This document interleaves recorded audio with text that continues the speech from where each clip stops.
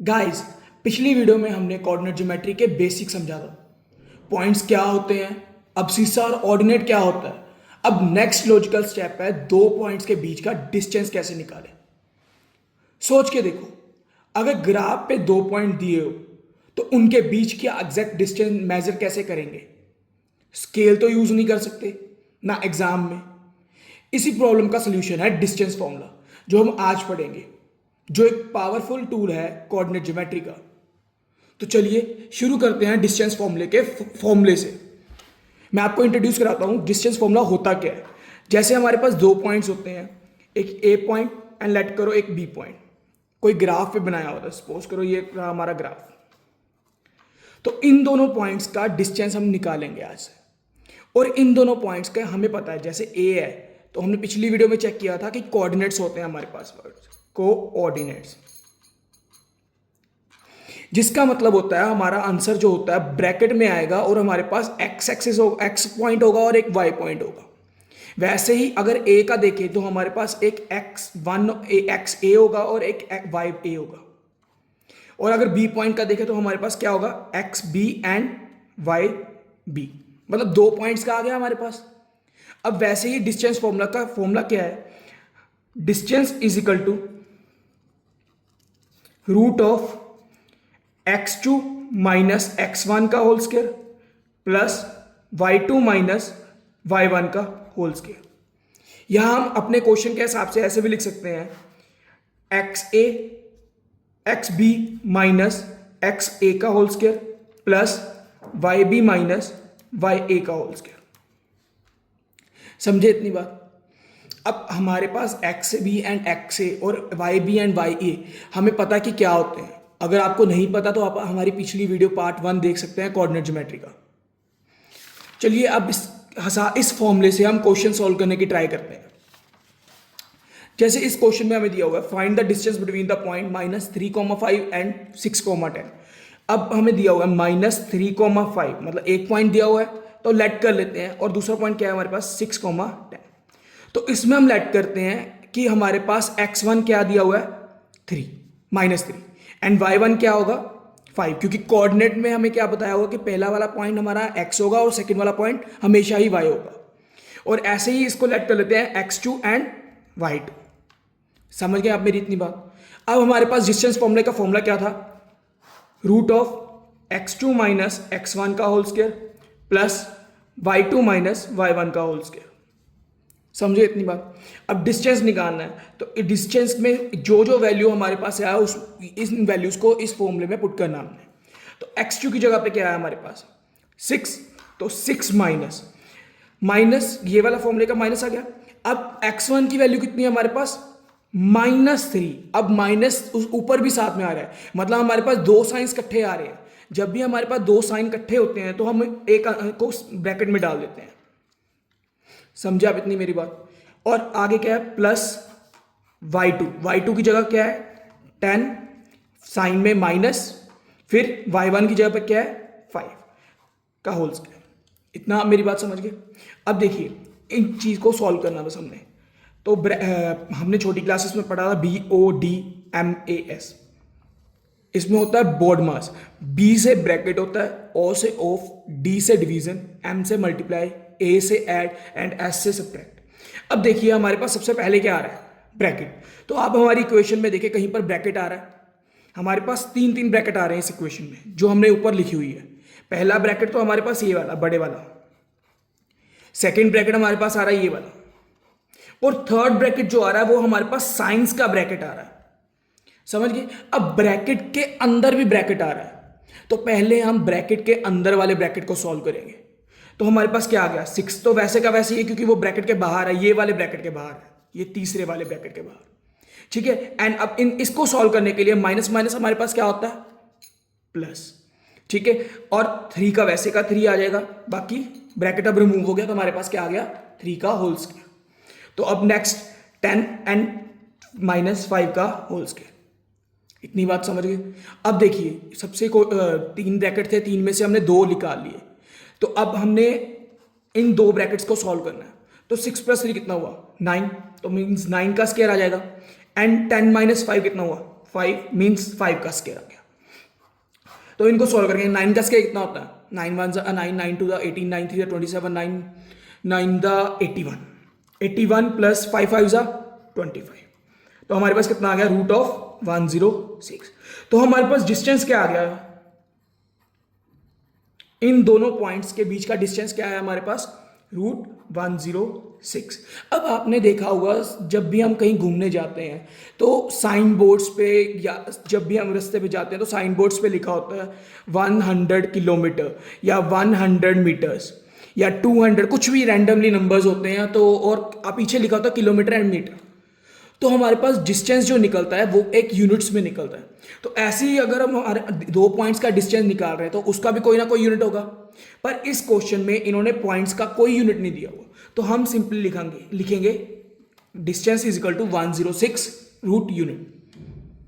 समझ गए आप मेरी इतनी बात? अब नेक्स्ट क्वेश्चन देखिए आप।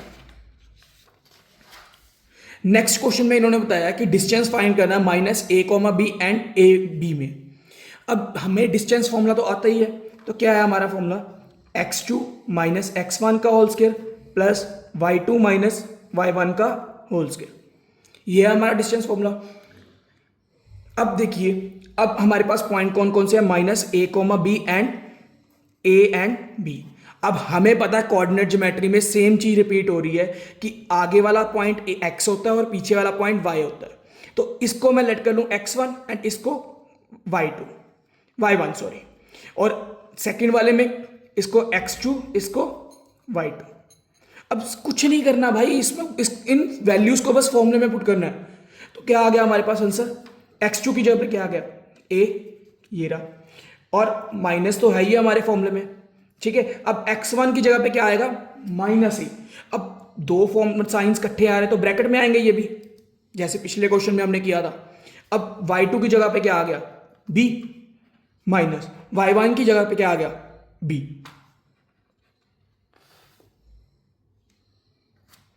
समझ गया मेरी इतनी बात? तो अब देखिए, अब हमारे पास तीन फिर से ब्रैकेट आ गए। पहला तो 1 2 और ये 3। अब ब्रैकेट के अंदर फिर से ब्रैकेट आ रहा, तो हम ब्रैकेट के अंदर वाले ब्रैकेट को पहले सॉल्व करेंगे। तो हमारे पास क्या आ गया? a तो वैसे का वैसे ही आ गया, माइनस माइनस प्लस। अब a आ गया यहां पर भी, तो यहां पर whole square plus b minus b का होल स्क्वायर। बेसिकली मेरा मेन मोटिव ये 2-3 ब्रैकेट उठाने का इसलिए है क्योंकि हमारे पास साइन चेंज हो रहा है। समझ गए आप मेरी बात?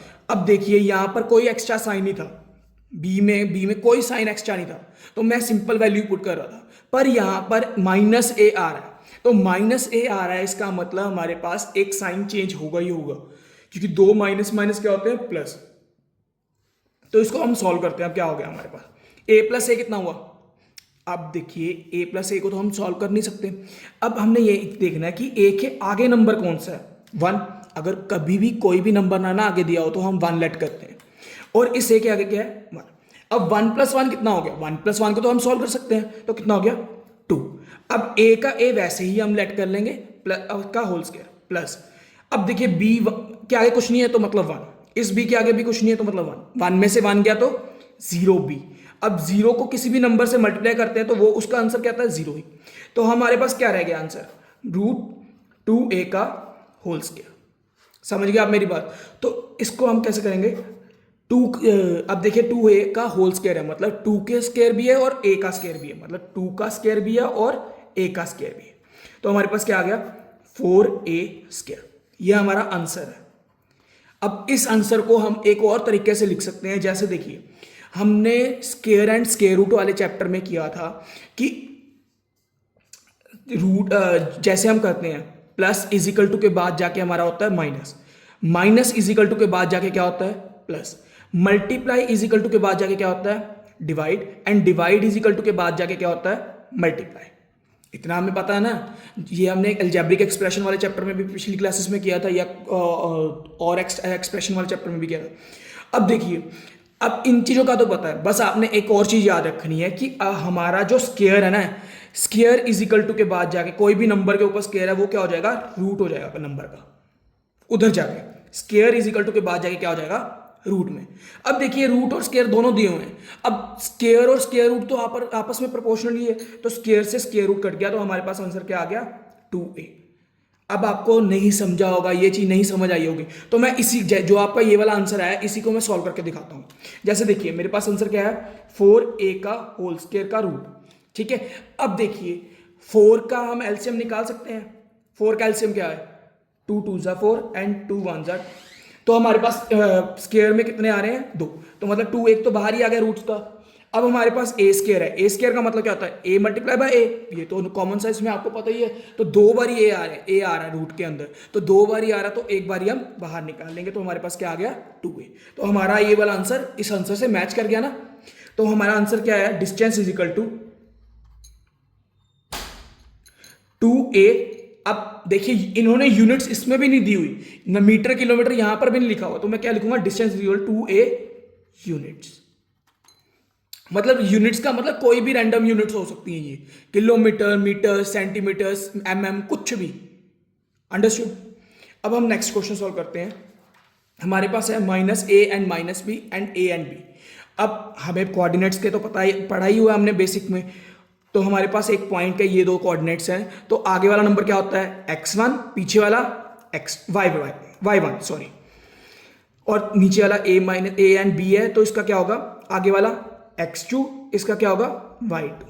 थोड़ा सा ना मुझे, मैं स्टार्टिंग वीडियोस की स्टार्टिंग बना रहा हूँ, तो थोड़ा सा ना मेरा मतलब मोराल बूस्ट करो आप भी, लाइव वीडियोस को लाइक शेयर करके, तभी मुझे थोड़ा सा प्रैक्टिस होगी बनाने की भी और मोटिवेट मिलेगा मुझे, तो थोड़ा सा आप एडजस्ट करना प्लीज़, स्टार्टिंग वीडियोस है मेरी।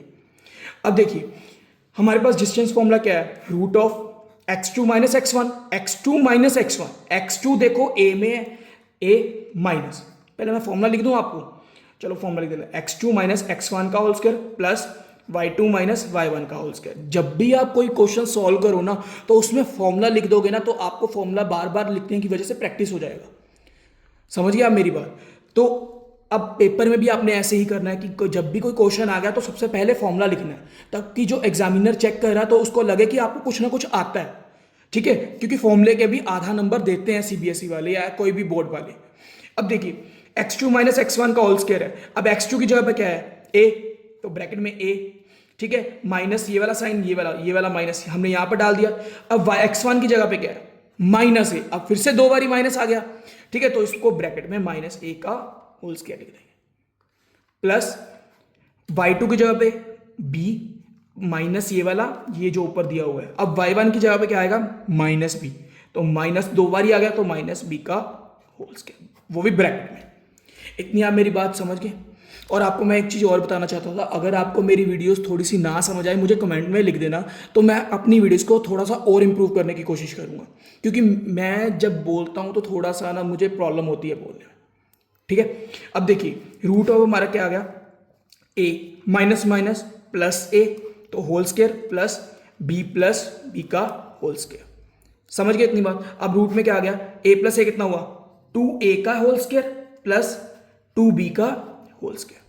समझ गए इतनी बात। अब इसका आंसर क्या आ गया हमारे पास 2 का स्क्वायर कितना हुआ 4, a का स्क्वायर कितना हुआ a स्क्वायर, तो मतलब हमारे पास आ गया 4a square plus 4b square. इतना आप मेरी बात समझ गए। अब इसको अलग अलग टाइप से अलग अलग तरीके से लिख सकते हैं, जैसे कॉम्पिटिटिव एग्जाम्स की तैयारी करते हैं तो हमारे पास ऑप्शन में ये भी आ सकता है, ऑप्शन में हमारे पास आ सकता है 2 root a square plus b square. अब ये बता देता हूँ मैं आपको कैसे आता है। अब देखिए हमारे पास आंसर ये था, इसमें हमें 4 दिख रहा है, दोनों पर साइड पे कॉमन निकल रहा है, तो रूट में हम लिखेंगे 4 ब्रैकेट में a square plus b square, ठीक है। अब आप मुझे बताइए 4 का रूट कितना होता है। इसका मतलब होता है कि रूट 4 के ऊपर भी है और a plus b whole square, a square plus b square पे भी है, तो मैं ऐसे ही लिख रहा हूँ इसको, root 4 root a square plus b square. अब रूट 4 कितना होता है 2, हमें पता है 2 टू द 4 होता है, और स्क्वायर रूट ऑफ 4 कितना हुआ 2, तो आंसर आ गया 2 root a square plus b square. समझ गए इतनी बात। अब भाइयों एक क्वेश्चन मैं आपको व्हाट्सअप कर रहा हूँ, व्हाट्सअप बोल दिया सॉरी, एक क्वेश्चन आपके लिए दे रहा हूँ, ये क्वेश्चन आप सॉल्व करके मुझे कमेंट सेक्शन में बताना कि इसका आंसर क्या है, ठीक है। नहीं समझ आएगा तो मैं पर्सनली एक शॉर्ट वीडियो डाल दूंगा आपके लिए, तो आप ये क्वेश्चन समझ लेना।